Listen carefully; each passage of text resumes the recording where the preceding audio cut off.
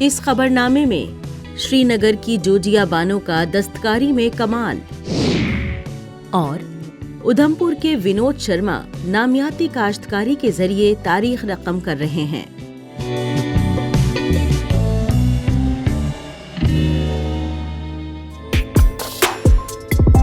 جموں و کشمیر نہ صرف اپنے قدرتی حسن بلکہ فنون اور دستکاری کے شاندار ورثے کے لیے بھی مشہور ہے۔ یہاں کے مقامی دستکار نسلوں سے روایتی ہنرمندی کے ایسے شاہکار تخلیق کرتے چلے آ رہے ہیں جو ان کی مہارت اور فنکاری کے بہترین اظہار کا منہ بولتا ثبوت ہے۔ آج مختلف سرکاری اسکیمیں اور ڈیجیٹل پلیٹ فارمز مقامی دستکاروں کو اپنی مصنوعات نہ صرف ملکی بلکہ بین الاقوامی منڈیوں تک پہنچانے میں نمایاں مدد فراہم کر رہے ہیں۔ اس تناظر میں آئیے ہم آپ کو سری نگر کی جوزیا بانو سے متعارف کرواتے ہیں اور ان کی کامیابی کے سفر کے بارے میں جانتے ہیں۔ اس کے بعد 15,000 میں نے لی تو اس آگے میں نے اپنا بزنس سٹارٹ کیا، یہی شال کا کشمیر آرٹ کا بزنس، شال سوٹ سارے ویرائٹیز۔ اس کے بعد میں نے کیا کہ اور لون لیا، میں نے 1 لاکھ لیا، 2 لاکھ لیا، تو میں انویسٹ کر ڈپارٹمنٹ کا بھی پورا سپورٹ رہا مجھے، میں اسی مال میں میں نے وہ انویسٹ کیا ہے۔ آج اللہ کے کرم سے بہت اچھے سے چل رہا ہے۔ امید JKRLM اسکیم نے جوزیا بانو کے خواب کو نئی تقویت بخشی۔ اس اسکیم کے تحت انہیں اپنی مہارتوں کو ایک کامیاب کاروبار میں تبدیل کرنے کے لیے مالی معاونت، تربیت اور درست رہنمائی حاصل ہوئی۔ انہوں نے خود امدادی گروپس یعنی سیلف ہیلپ گروپس تشکیل دے کر مقامی خواتین اور نوجوان خواتین کو یکجا کیا اور اپنے جذبے کو ایک منظم کاروبار میں ڈھال لیا۔ جوزیا نے خود کو روایتی ڈیزائنوں تک محدود نہیں رکھا بلکہ کشمیری ہنرمندی کو عصری ضروریات، فیشن کے رجحانات اور مارکیٹ کے تقاضوں سے ہم آہنگ کرتے ہوئے ایک نیا اور تازہ انداز دیا۔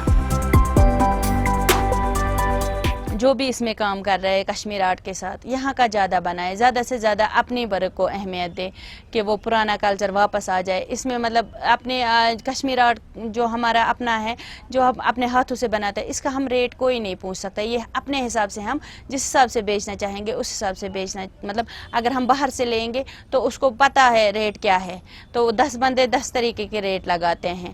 اسی لیے کیونکہ جو پیور ہوتا ہے، ہاتھ کا ہوتا ہے، تو اس کو وہ کچھ نہیں بول سکتا کیونکہ اس کو ہم دکھا سکتے ہیں کیونکہ یہ ہمارا خود کا ورک ہے، اس کا ریٹ اتنا ہے، چاہے ہم کیا لے اس کا ریٹ ہم لے سکتے ہیں کیونکہ اس کا ہمیں کوئی آبجیکشن نہیں کر سکتا۔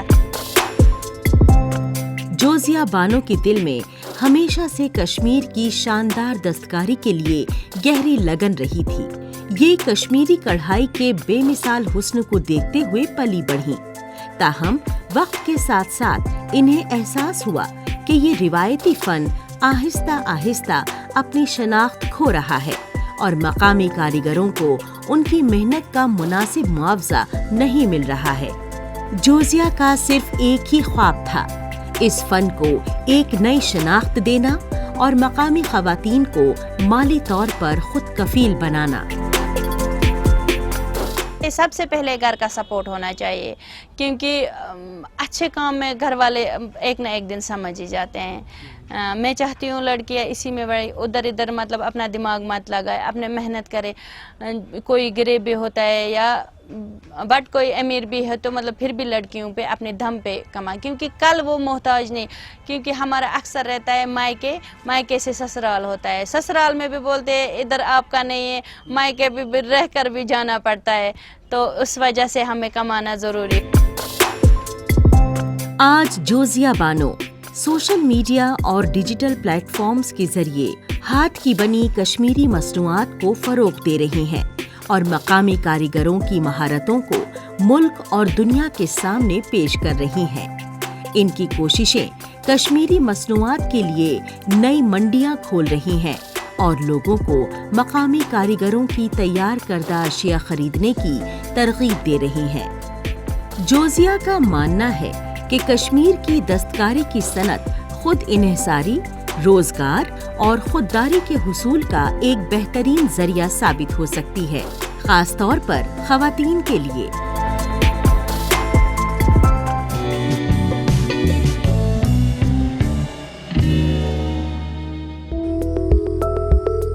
ادھمپور ضلع کے مجالتا بلاک میں واقع خاموش اور خوبصورت گاؤں تھالورا میں زرعی انقلاب کا آغاز ہو چکا ہے۔ یہاں کے کسان دہائیوں سے استعمال ہونے والی کیمیائی کھادوں اور کیڑے مار ادویات سے کنارہ کشی اختیار کر رہے ہیں اور اپنی زمین کی قدرتی زرخیزی کو بحال کر رہے ہیں۔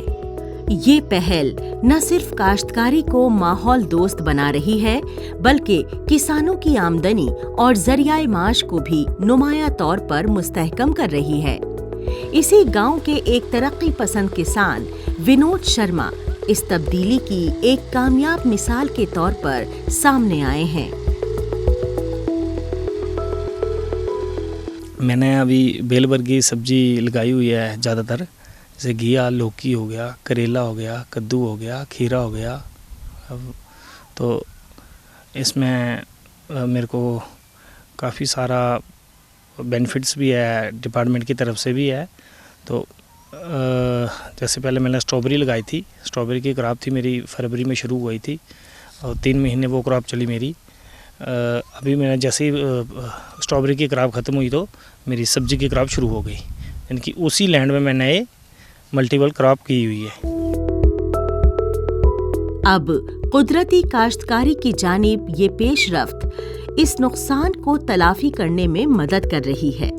مصنوعی کیمیکلز کا استعمال مکمل طور پر ترک کر کے ادھمپور کے کسان مٹی کے قدرتی ماحولیاتی نظام کو بحال کر رہے ہیں۔ کیمیکل سے پاک کاشتکاری مٹی کو زیادہ دیر تک نمی برقرار رکھنے کے قابل بناتی ہے اور ضروری خرد حیاتیات کی صحت مند نشوونما کو فروغ دیتی ہے۔ ساتھ ہی مقامی آبی ذرائع میں مضر صحت کیمیکلز کے بہاؤ کو بھی روکا جا رہا ہے۔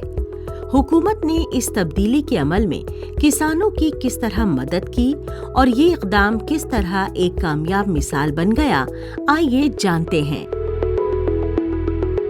سینٹر گورنمنٹ کی طرف سے میں نے بہت ساری اسکیموں کا لابھ لیا ہوا ہے اور ٹائم پہ ڈپارٹمنٹ کے لوگ میرے پاس آ کے میرے کو سہجوگ کرتے رہتے ہیں۔ تو سینٹر گورنمنٹ کا بھی میں تھینک یو اور ڈپارٹمنٹ کا بھی میں شکر گزار ہوں جو میرا اتنا سہجوگ کر رہے ہیں۔ لگ بھگ 5-6 لوگوں کو میں نے روزگار بھی دیا ہوا ہے۔ تو سینٹر گورنمنٹ کا فوکس ہے کہ آرگینک کھیتی پہ، تو میں نے بھی آرگینک کھیتی کرتا ہوں۔ میں نے ہمارے ڈسٹرکٹ ادھمپور کے کم سے کم 5-6 گاؤں ایسے ہیں کہ جو آرگینک کھیتی کر رہے ہیں، تو میں نے بھی ایک شروعات کی ہے کہ میں بھی آرگینک کھیتی کروں گا۔ اس تحریک کی قیادت تھالورا گاؤں کے ایک نوجوان اور دور اندیش کسان ونود شرما کر رہے ہیں۔ روایتی کیمیائی کاشتکاری کے طریقوں سے ہٹ کر انہوں نے شروع ہی سے قدرتی کاشتکاری کے اصولوں کو اپنایا۔ اسٹرابیری کی کامیاب کاشت کے بعد ونود نے اپنے کھیتوں میں پورے سال موسمی سبزیاں اگانا شروع کر دیا۔ آج ان کے کھیتوں میں زیادہ مانگ والی سبزیاں جن میں لوکی، کریلا، کھیرا اور کدو شامل ہیں اگائی جا رہی ہیں۔ ونود کا ماننا ہے کہ قدرتی طریقوں سے اگائی گئی فصلوں کا خالص ذائقہ، بہترین معیار اور اعلیٰ غذائیت ہی انہیں کیمیائی طریقوں سے اگائی جانے والی فصلوں سے مختلف بناتی ہے۔ سرکار نے جو ہے نیچرل فارمنگ کی طرف جو ہے اپنی سوچ کو بڑھایا ہے اور اسی سلسلے میں جو ہے ادھمپور ضلع میں بھی نیچرل فارمنگ سکیم کے تحت جو ہے 12 کلسٹرز جو ہیں سینکشن کیے ہیں، جن میں پہلے فیز میں جو ہے وہ 36 پنچایتیں کور ہو جائیں گی اور اس میں 8 بلاکس بھی کور ہوں گے۔ ونود شرما کا کھیت اب قدرتی کاشتکاری کا ایک کامیاب نمونہ بن چکا ہے۔ انہوں نے ثابت کر دیا ہے کہ قدرتی کاشتکاری نہ صرف ماحول کے لیے فائدہ مند ہے بلکہ کسانوں کی آمدنی بڑھانے کا ایک مؤثر ذریعہ بھی ہے۔ اب ونود شرما ادھمپور میں دیگر کسانوں اور نوجوانوں کے ساتھ اپنی کامیابی کی کہانی شیئر کر رہے ہیں۔ انہیں یقین ہے کہ اگر نوجوان قدرتی کاشتکاری اپنائیں تو وہ نہ صرف خود کفیل بن سکتے ہیں بلکہ جموں و کشمیر کی زرخیزی زمین اور قدرتی وسائل کو بھی آنے والی نسلوں کے لیے محفوظ رکھ سکتے ہیں۔